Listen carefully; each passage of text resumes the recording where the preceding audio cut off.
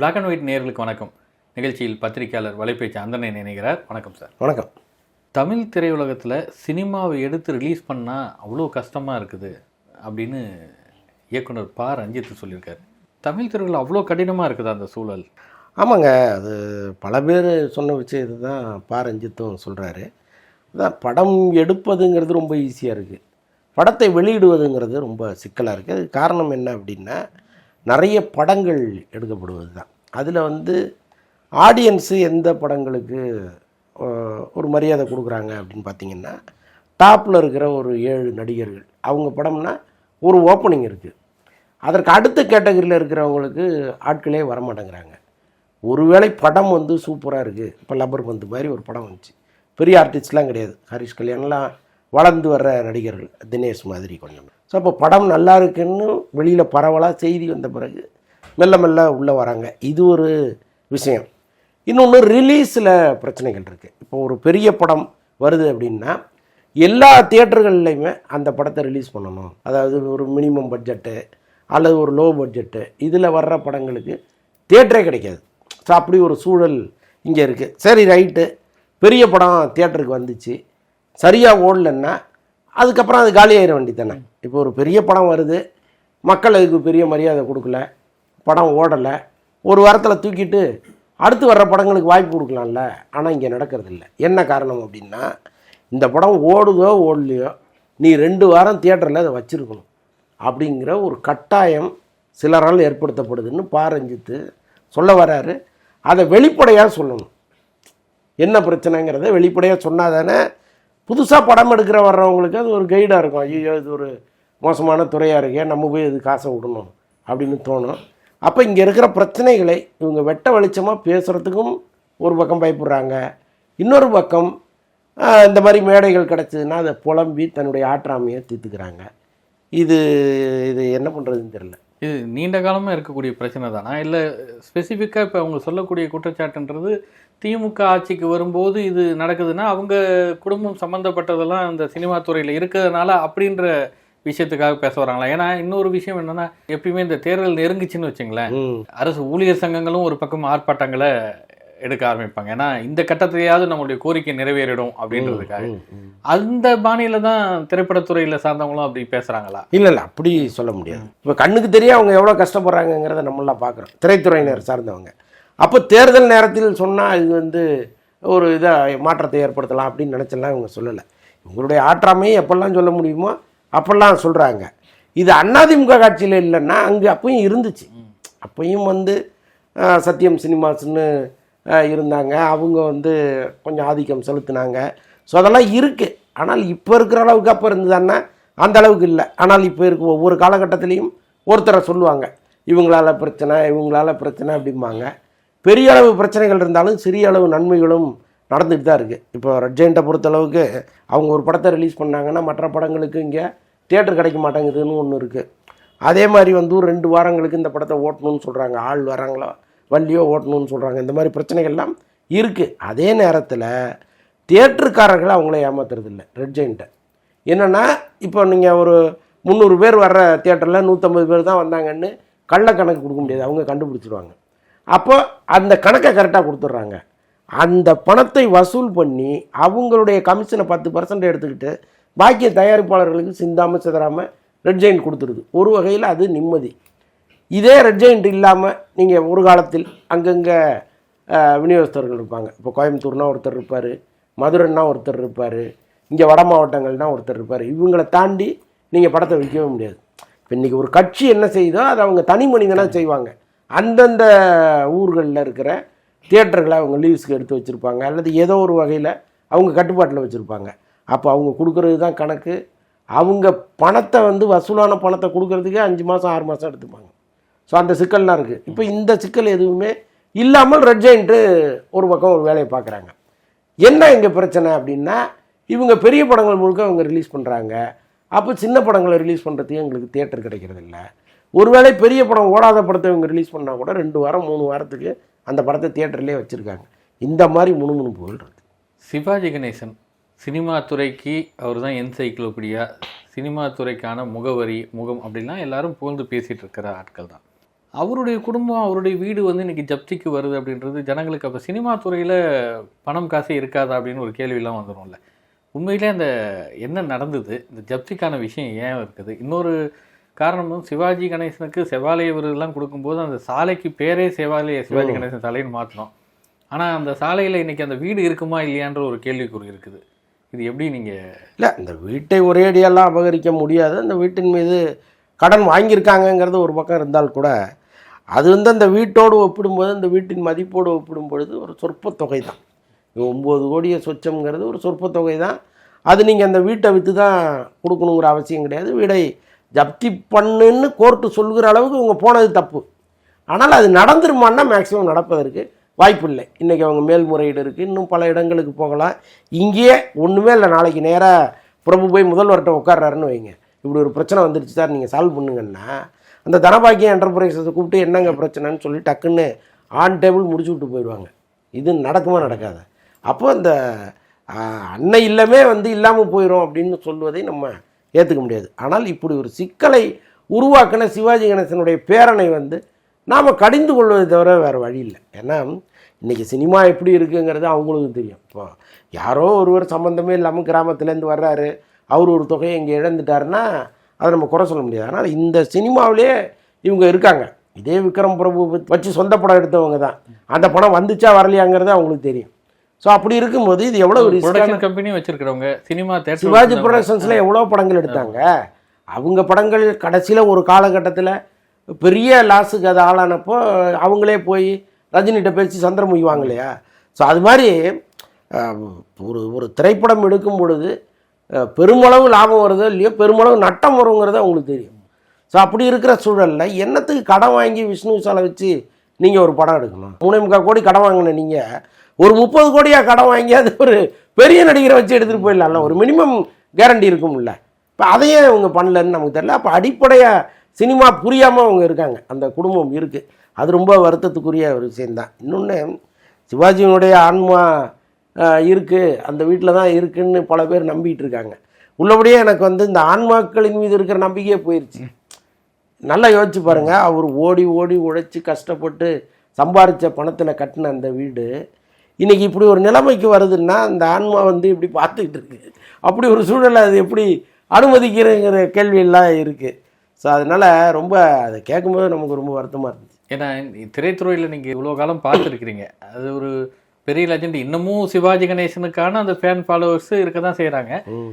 உதாரணங்களுக்கு இப்போ ஒரு படத்துடைய பெயர் பராசக்தின்னு வர்றதுக்கே கூடாது அப்படின்னு சொல்லிட்டு இருக்க நிலைமையெல்லாம் இருக்கும்போது இந்த வீட்டை எப்படி கைவிலகி போகுது அப்படின்னா அதை அவங்களால ஏற்றுக்கொள்ள முடியுமா அப்படின்றதுக்காக கட்டாயமாக இல்லை. ரசிகர்கள் வந்து பெரிய அதிர்ச்சிக்கு ஆளாகி இருக்காங்க. இருந்தாலும் அது வந்து யாரோ ஒருவர் செஞ்ச தவறு இல்லை, சிவாஜியினுடைய வாரிசு செஞ்ச தவிர அது பெருசாக எப்படி அவங்க ரியாக்ட் பண்ண முடியுங்கிறது ஒன்று இருக்குது. இன்னொன்று, இந்த பராசக்தி படம் வெளிவந்த பிறகு தான் இந்த வீட்டையே வாங்கியிருக்காரு.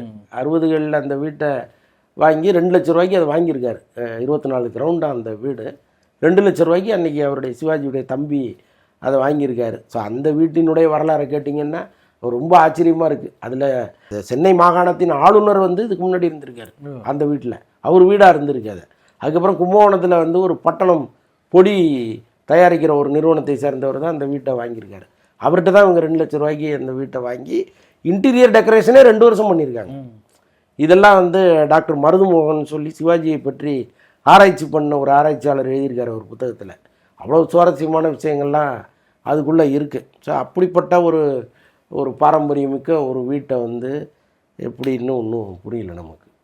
ஒரு முறை நேருவோ இந்திரா காந்தியோ அங்கே சாப்பிட வந்ததாக ஒரு தகவல் ஒன்று சொன்னாங்க. அப்போ வந்து தங்கத்தட்டில் சாப்பாடு போட்டாங்க அப்படின்னு சொல்கிறாங்க. அங்கே வந்து 2 டைனிங் டேபிள் இருக்கும், ஒன்று வந்து வெளியில், இன்னொன்று ரொம்ப பர்சனலாக வீட்டுக்குள்ளே இருக்கும். அங்கே தான் வந்து சிவாஜி அவர் மதிக்கிற நபர்கள், இந்திரா காந்தி, நேரு, ராஜீவ்காந்தி மாதிரி நபர்களை வந்து அவர் அங்கே வர வச்சு அங்கே விருந்து கொடுத்துருக்காருலாம் சொல்கிறாங்க. இதையும் மீறி நடக்கலைன்னா நடிகர் சங்கம்ல சிவாஜியை பார்த்து ரசித்து கொண்டாடிய பெரிய நடிகர்கள் இவங்க ஏதாவது ஒரு பங்களிப்பு செலுத்தினா அதுக்கான வாய்ப்புகள் இருக்குது அந்த வீட்டு கட்டாயம் இருக்கு. பட் அதற்கு வந்து இவங்க தானாக முன்வந்தெல்லாம் செலுத்த மாட்டாங்க. ரஜினி கமலுக்குமே சிவாஜி குடும்பத்தோட ஒரு பெரிய நெருக்கம் இருக்குது. இன்றைக்கி கமல் வந்து ஒரு மிகப்பெரிய நடிகராக இருக்கார். ரஜினி வந்து ஒரு கமர்ஷியலாக அவர் நிறைய ஏற்கனவே சிவாஜி குடும்பத்துக்கு நிறைய பண்ணிட்டார். பட் கமல் வந்து இன்றைக்கி ஒரு பெரிய மார்க்கெட்டில் முக்கியமான ஒரு ஹீரோவாக இருக்கார்.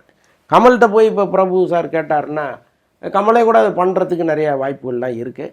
பட் இவங்க வந்து இவங்களுடைய ஸ்டேட்டஸ் விட்டு இறங்கி போவாங்களான்லாம் இருக்குல்ல. இயக்குனர் செல்வராகவன் இந்த திரைத்துறை இதெல்லாம் பற்றி புரிஞ்சு தான் அவர் சொல்கிறாரா, இல்லை வேறு ஏதாவது அவருக்கான பிரச்சனை இருக்குது? அதாவது யார்கிட்டையும் போய் உதவின்னு கேட்டுறாதீங்க, உதவி கேட்டிங்கன்னா ஒரு சொற்ப தொகையை செஞ்சுட்டு பெரிய தொகையை சொல்லிகிட்டு இருப்பாங்க அப்படிலாம் பேசியிருக்கிறாரு. என்ன காரணம்? அது ஒரு மோட்டிவேஷனலாக சொல்லணும், யதார்த்த உலகத்துடைய நிலைமை இதுதான் அப்படின்றதுக்கா, இல்லை திரைத்துறையில் இதுதான் நிலைமை அப்படின்னு சொல்கிறதுக்காக புரிய வைக்கிறாரா, இல்லை தன்னுடைய சொந்த வாழ்க்கையில் ஏதாவது இல்லை சொந்த வாழ்க்கை இருக்குதா? சொந்த வாழ்க்கையில் அவருக்கு நிறைய விரக்தி இருக்குது, அதெல்லாம் வெளிப்படுத்துகிறாரு. நான் என்ன சொல்கிறேன்னா, சாத்தான் வேதம் ஓதுன மாதிரி செல்வராகவன் போன்றவர்கள்லாம் வந்து சமூகத்திற்கு கருத்து சொல்வது ரொம்ப ஆபத்தானது. அதற்கு தகுதியானவர்கள்லாம் கிடையாது அவங்க. ஏன்னா இப்போ அவரை வைத்து படம் எடுத்த தயாரிப்பாளர்கள்ட்ட நீங்கள் கேட்டிங்கன்னா ரத்த கண்ணீர் வடிப்பாங்க. அவ்வளவு வேலைகள்லாம் அவர் பண்ணியிருக்காரு. இப்போ சினிமாவில் வந்து சினிமாவுக்கு வெளியிலிருந்து வாய்ப்பு கிடைக்காதான்னு தவிக்கிறவங்க சினிமாவை அப்படி நேசித்து நம்ம பண்ணணும், அப்படி பண்ணணும், இப்படி பண்ணணும், 6 மணி ஷூட்டிங்க்கு 4 மணிக்கே வந்து நிற்கணும்லாம் நினைப்பாங்க.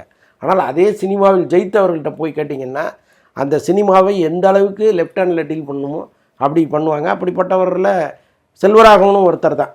அவர் முறையாக படப்பிடிப்புக்கு வர்றாரா, தயாரிப்பாளர்களை கதற விடாமல் இருக்காரான்னா அப்படிலாம் கிடையாது. ஸோ அப்படிப்பட்ட ஒருவர் வந்து உட்காந்துட்டு தினமும் ராத்திரி 8 மணிக்கு மேலே தத்துவங்கள் சொல்கிறத நம்மளால ஏற்றுக்க முடியாது.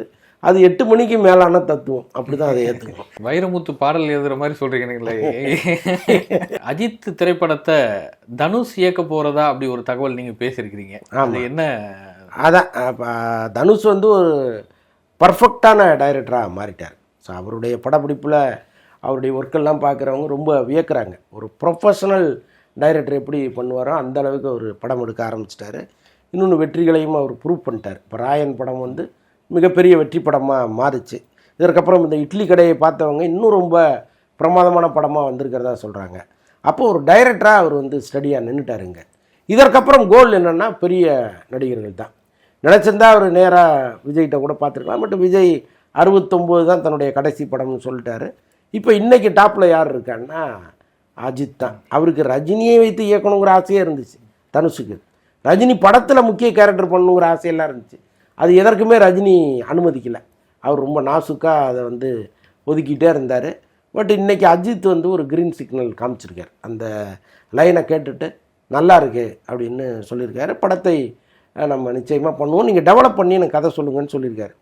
அநேகமாக ஏப்ரலில் அவருக்கு கதை சொல்வதற்கான வாய்ப்புகள் உருவாகுங்கிற மாதிரி சொல்லிகிட்டு இருக்காங்க.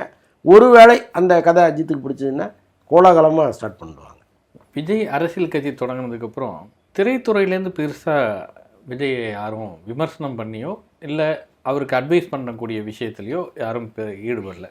ஆனால் இப்போ சமீபத்தில் விஷால்கிட்ட பேட்டி கொடுக்குறாரு. அப்போ விஜயோடைய கட்சி குறித்து கேள்வி கேட்கும்போது இதெல்லாம் நீங்கள் விஜய்கிட்ட தான் கேட்கணும், இது மாதிரி ப்ரெஸ்ஸை சந்திச்சாருன்னா அவர்கிட்ட கேளுங்க அப்படின்றாரு.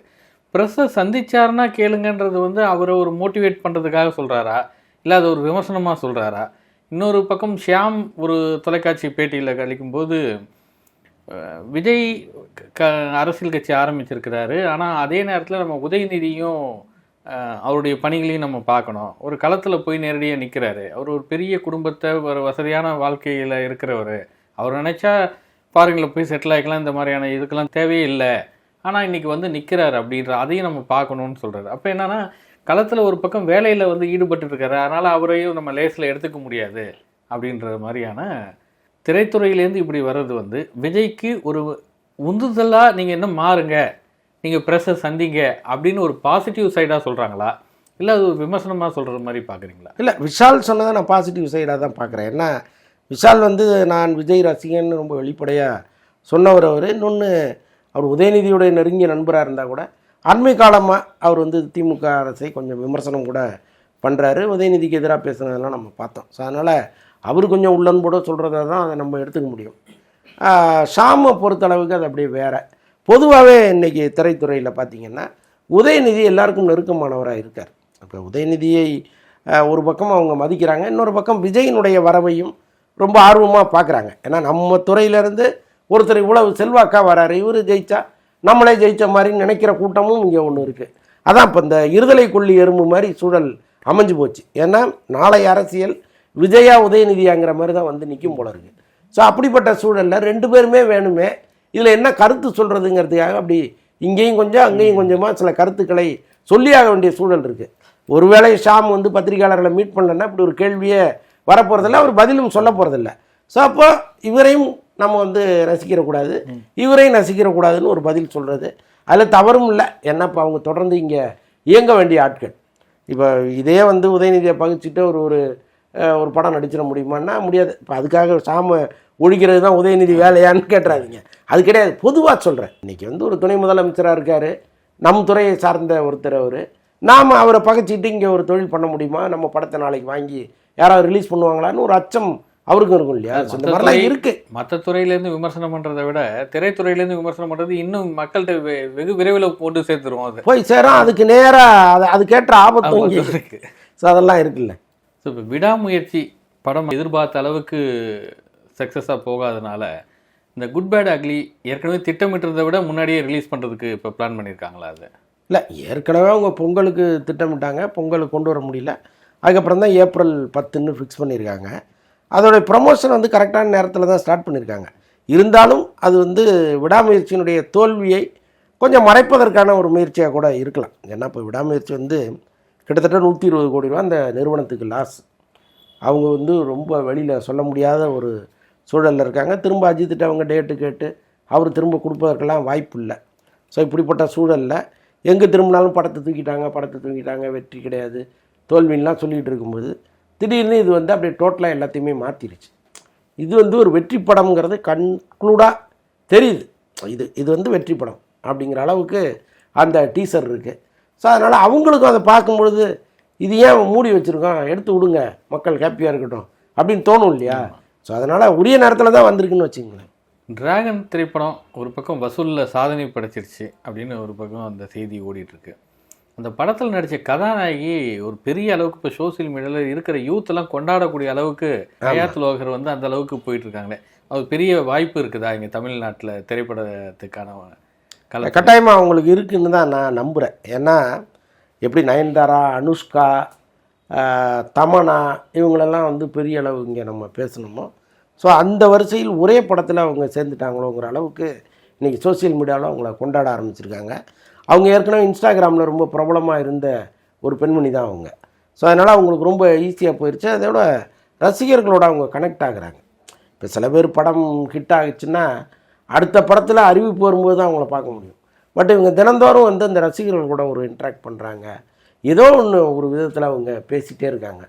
ஸோ அது வந்து அவங்க கொஞ்சம் யதார்த்த மனநிலையில் தான் இருக்காங்கன்னு புரிய வைக்குது. ஏன்னா இவ்வளோ பெரிய கிட்டு வந்த பிறகு மண்டையில் ஏற்றிக்கிட்டு வேறு மாதிரி நடந்துக்காமல் ரொம்ப ஃப்ரெண்ட்லியாக தமிழில் பேச ட்ரை பண்ணுறாங்க, தமிழில் பாட்டு பாடுறாங்க.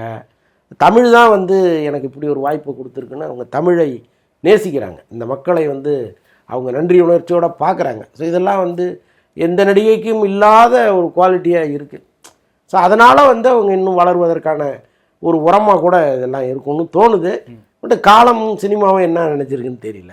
இப்படி பார்த்தாலும் வர திரைப்படங்களில் அதிக அளவுக்கு அவங்க தமிழ் இல்லை, நிச்சயமாக பெரிய படங்களில் அவங்கள கமிட் பண்ணுவாங்க. சரியான மேனேஜர்கள் அமையணும். ஏன்னா பல நல்ல திறமையான நடிகைகளை காலி பண்ண பெரும்பங்கு இங்கே இருக்கிற மேனேஜர்களுக்கு உண்டு.